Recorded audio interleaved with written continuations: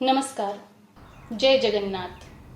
स्वागत है आप सभी का आपके अपने चैनल साधना भक्ति में। आज इस वीडियो में हम आपके लिए जगन्नाथ पुरी की जो रथ यात्रा है इस वर्ष की कब शुरू हो रही है और इसके पीछे क्या धार्मिक महत्व है, इसका क्या इतिहास है, इसके बारे में जानेंगे। ओडिशा के जगन्नाथ पुरी मंदिर में आषाढ़ शुक्ल की द्वितीय तिथि को यानी कि 27 जून कल के दिन से इस रथ यात्रा को निकाला जाएगा और इस रथ यात्रा का समापन जो है वह 5 जुलाई को होगा। जगन्नाथ यात्रा के दौरान जो है भगवान जगन्नाथ अपने भाई बलभद्र और बहन सुभद्रा के साथ गुंडीचा मंदिर जाते हैं।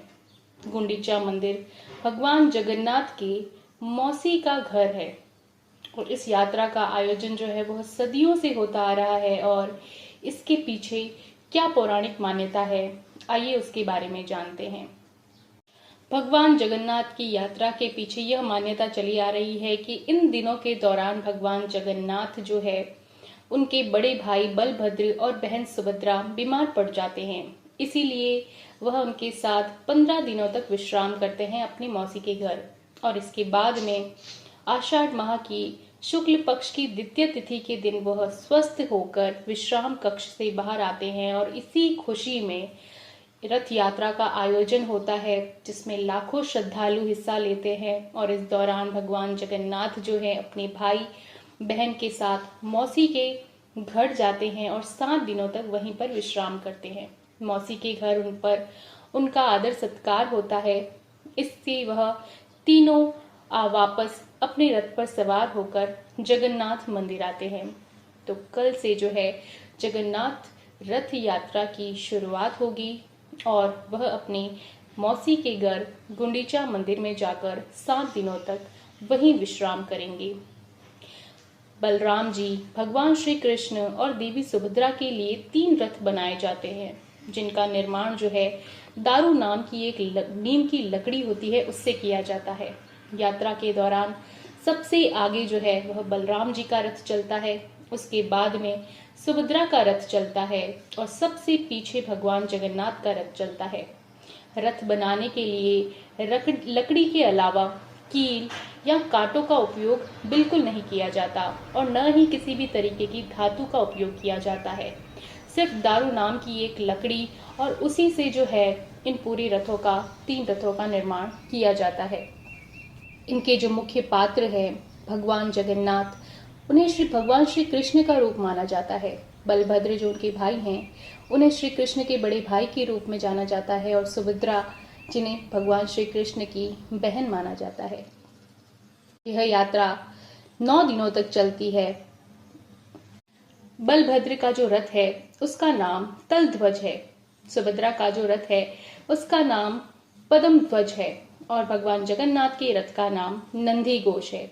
बलभद्र के रथ का रंग जो है वह लाल और नीले कलर का होता है और वहीं सुभद्रा के रथ का रंग काला और लाल होता है। जगन्नाथ के रथ का रंग लाल और पीला होता है। बलभद्र के रथ में 14 पहिए होते हैं और सुभद्रा के रथ में 12 पहिए और यहीं जगन्नाथ के रथ में 16 पहिए होते हैं। बलभद्र के जो रथ की ऊंचाई है वह 44 फीट की है और वही सुभद्रा के रथ की ऊंचाई 43 फीट की है और सबसे ऊंचा जो रथ है वह भगवान जगन्नाथ का है और वह 45 फीट का होता है।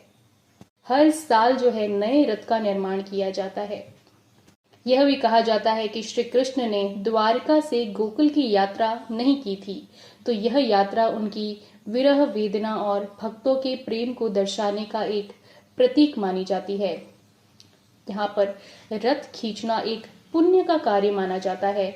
लाखों भक्त जो है रथ की रस्सी को खींचते हैं। मान्यता है कि रथ की रस्सी खींचने से जन्म जन्मांतर के पाप कट जाते हैं और इस समय जो है प्रसिद्ध कार्य जो संक्रांति के समय भगवान को शीतल जल का स्नान कराया जाता है।